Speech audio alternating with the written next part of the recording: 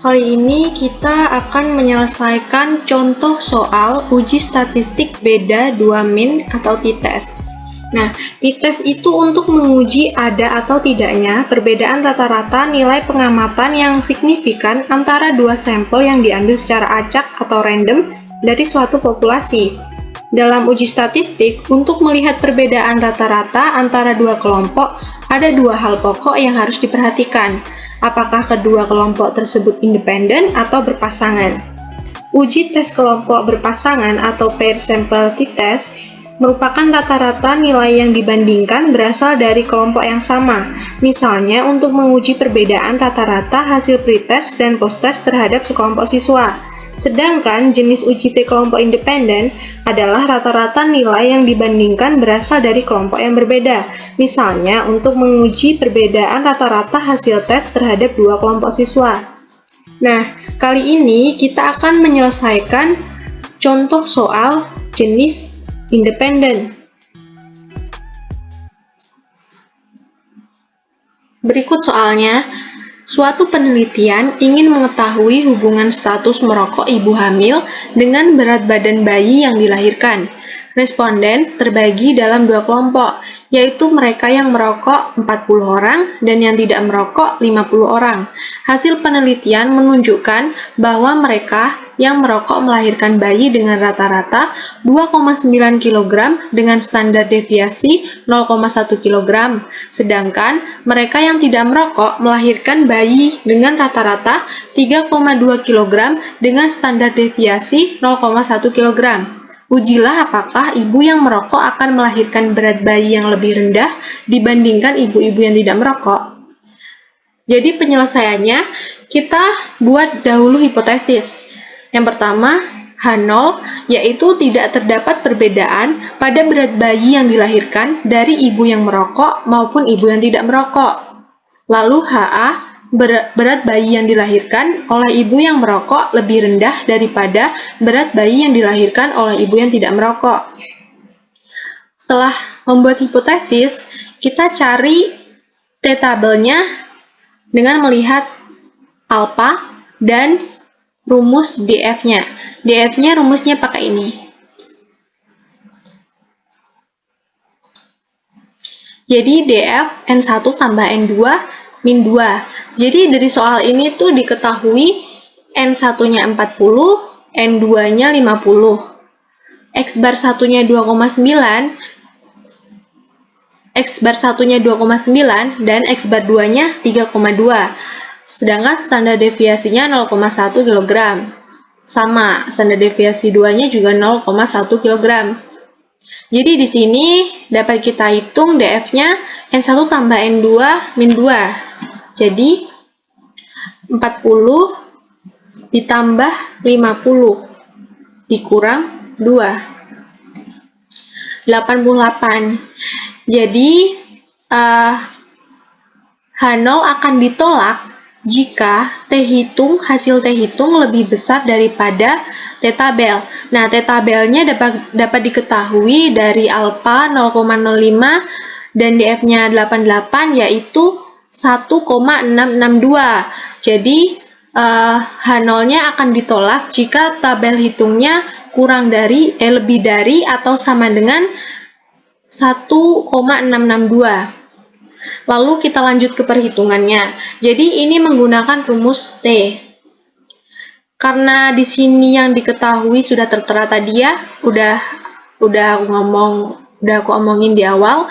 Yang satunya X barnya, X bar 2-nya, standar deviasinya tadi dapat dari mana? Dari soalnya. Jadi karena ini ada standar deviasi populasinya belum diketahui, maka kita cari dahulu dengan rumus ini.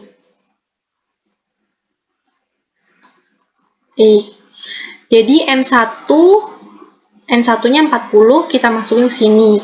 Min 1 dikali standar deviasi 1. Standar deviasi diketahui 0,1 kuadrat.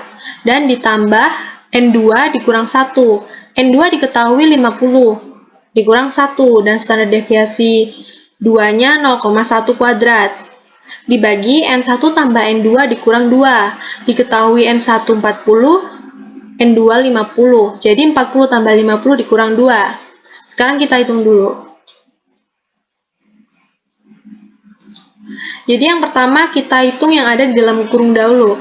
40 dikurang 1.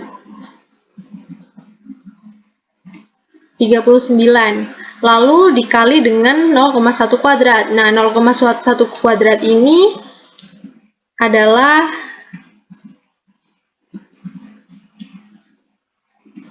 0,01. Kita kalikan dulu. Taruh sini.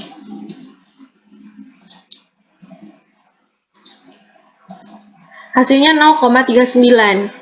Kita tulis dulu di sini ya.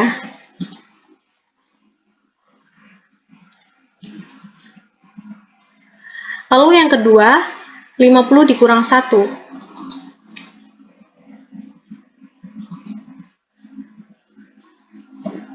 49. Ini standar deviasinya sama ya.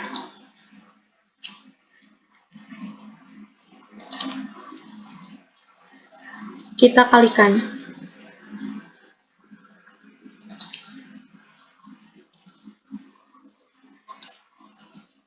0,49. Kita tulis di sini dulu.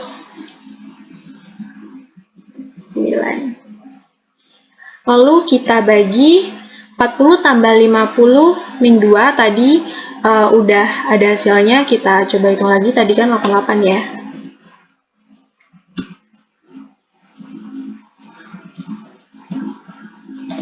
88. Jadi kita tulis dulu di sini 88. Lalu kita tambahkan dahulu 0,39 ditambah 0,49. Di sini ya.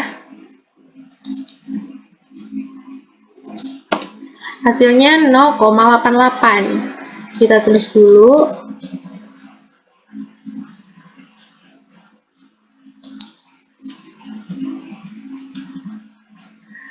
Lalu dibagi 88. Hasilnya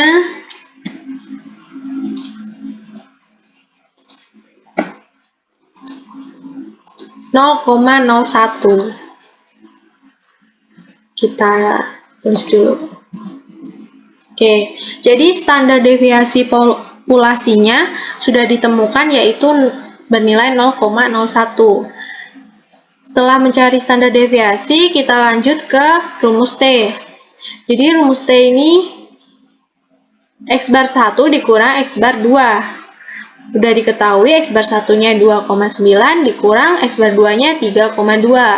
Dibagi akar dari standar deviasinya tadi udah ketemu 0,01, kita tulis di sini, lalu N1-nya 40, N2-nya 50. Kita coba hitung dulu di sini. Pertama kita hitung yang atasnya dulu ya. 2,9 dikurang 3,2 min 0,3 min 0,3. Lalu bawahnya kita hitung dulu yang ada di dalam kurung. Jadi 1/40 ditambah 1/50. 0,040. Setelah itu kita kalikan dengan standar deviasi tadi, yaitu kita tulis dulu 0,01. Kita kalikan.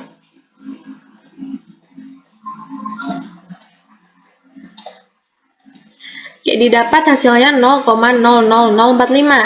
Setelah dikalikan, kita akar kuadratkan dengan SQLT. Jadi didapatkan hasilnya 0,021213. Iya. Kita tulis di sini dulu. Nah, setelah itu kita bagi ini dulu. Sini.